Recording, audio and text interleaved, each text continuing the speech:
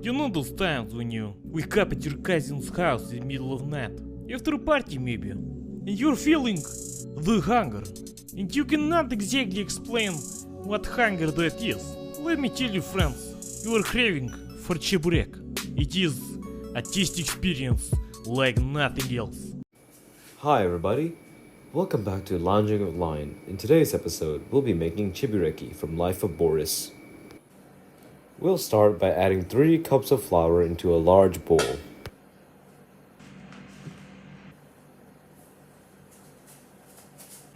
Add 1 egg and a spoonful of salt into the bowl.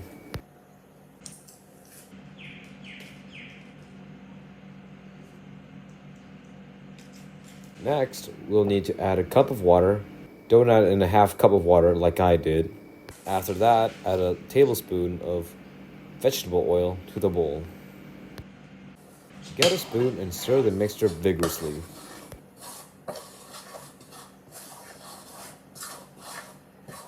After I found out I only added half a cup of water, I poured in another half cup of water. Next, we'll need to pour in a bit of sugar. You eyeball it, I'm not professional.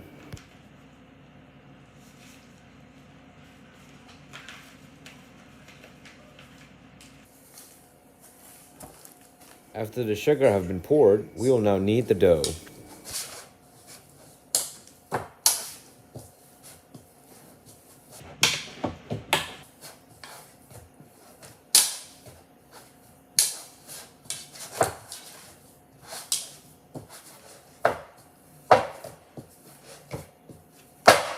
At this stage, if you think the dough is too wet and sticky, add a little bit of flour.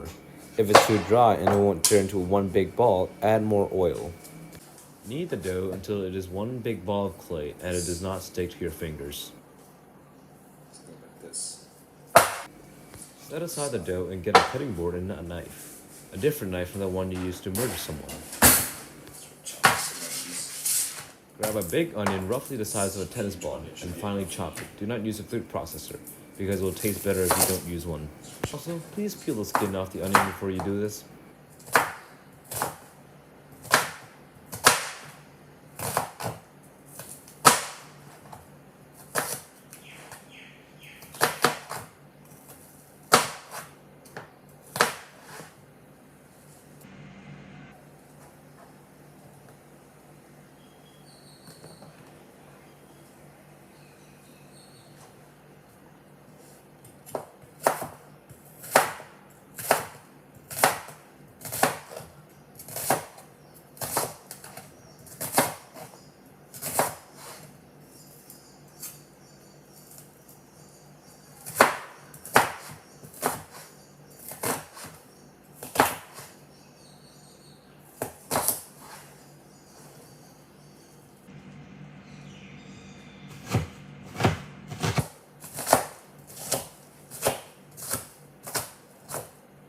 After you chop the onion, add the onion bits to another bowl.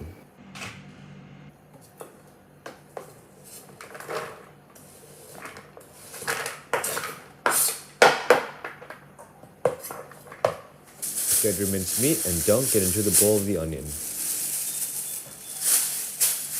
Add approximately 3 teaspoons of salt and a couple shakes from the pepper shaker.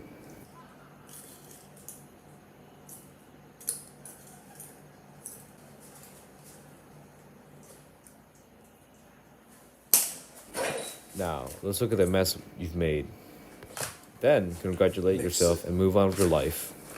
Mix the meat and the onion. Set aside the bowl. Grab some more flour and throw it on your surface very thoroughly to make sure the dough does not stick to your surface. Let me bring the camera down so it doesn't look like I'm pouring flour on the ground.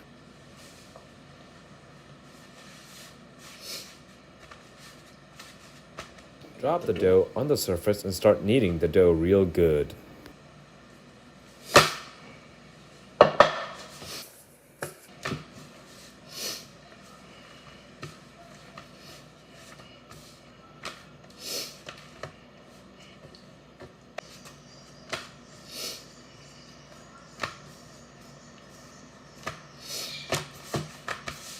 Keep kneading the dough until it takes the form of a dough sausage.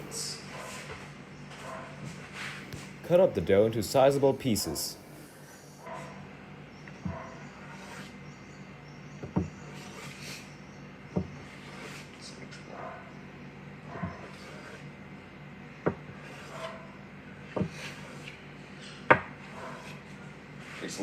We made a lot of dough here.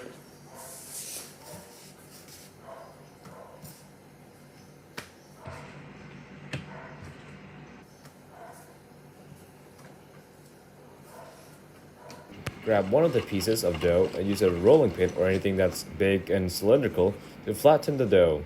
Don't flatten the dough too much or else the dough will rip during the insertion of the filling.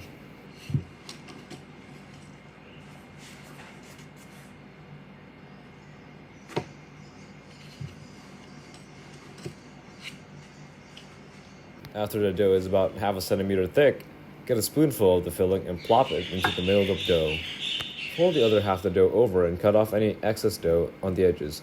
Be careful not to cut into the filling.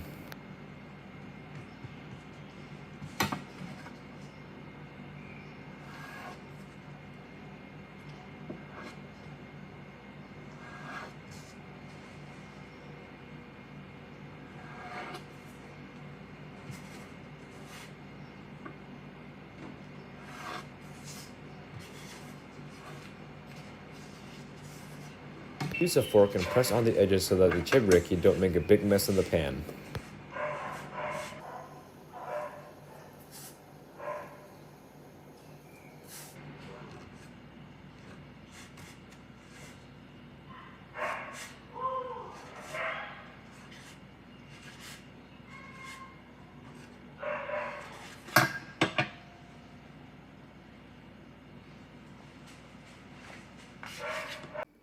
After you finish making all of your chebureki, prepare a pan of hot vegetable oil in it. Pour the oil into the pan. Add enough so that it covers half of the chebureki when it goes in it. Set the heat to medium-high.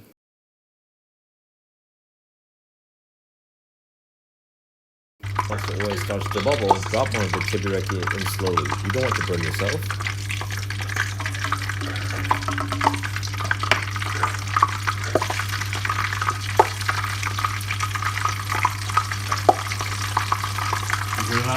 Some Chebureki frying.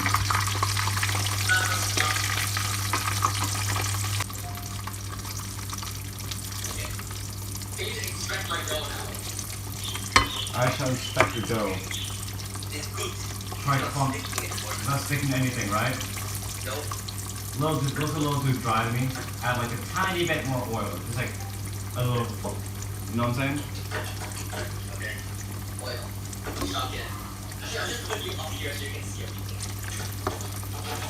Can you see stuff? Can you see stuff? What? You what?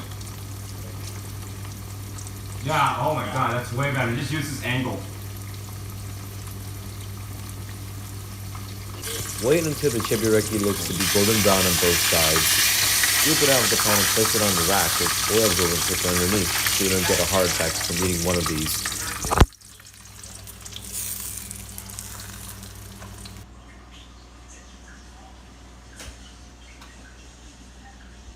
Place it on a plate of mayonnaise to get a true Slav experience. Now let's take a look at that cross section. Let's actually eat it and see what it tastes like.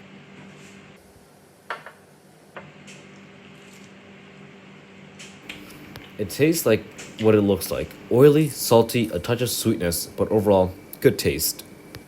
This, without a doubt, join the Clean Plate Club.